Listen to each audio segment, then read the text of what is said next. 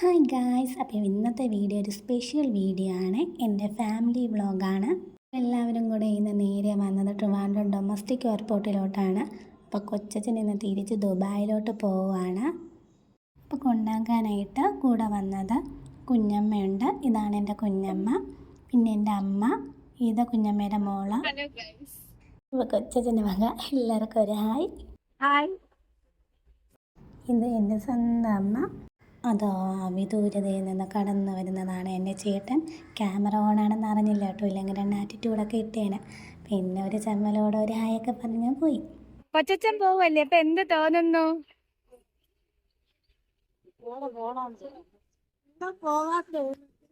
സാധാരണ ഗൾഫുകാരൊക്കെ പോകുമ്പോൾ ഒരു ശോകം മൂടാണല്ലോ.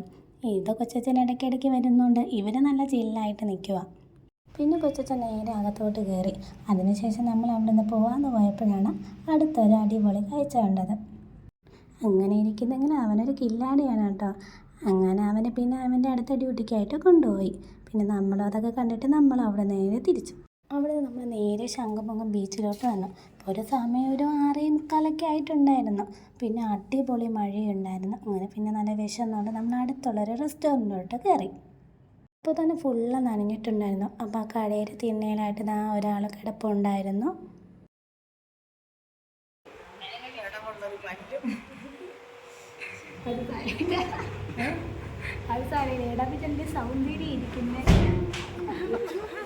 എക്സാമിന് പഠിക്കും പോലെ രണ്ടുപേരും ആ മെനു മൊത്തവും പഠിക്കുക.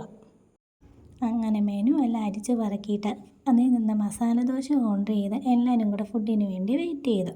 അപ്പോഴേക്ക് ചേട്ടൻ മസാല ദോശയും കൊണ്ട് വന്നു. ചേട്ടന് മൃദുവായിരുന്നേ, അതുകൊണ്ടാണ് കേട്ടോ മസാല ദോശ കഴിക്കുന്നത്. പക്ഷേ എനിക്ക് മാത്രം അൽഫാം ഉണ്ടായിരുന്നു കേട്ടോ. അതിനുശേഷം മോളുടെ വക ഒരു മെത്തേഡ് ആക്ടിങ് കൂടെ ഉണ്ടായിരുന്നു കേട്ടോ. അങ്ങനെ എല്ലാവരും ഫുഡ് നല്ല എൻജോയ് ചെയ്തുകൊണ്ട് കഴിക്കാൻ തുടങ്ങി. അൽഫാമിൻ്റെ കൂടെ കുബൂസും പ്രതീക്ഷിച്ചിരുന്ന എനിക്ക് കിട്ടിയത് ചപ്പാത്തി.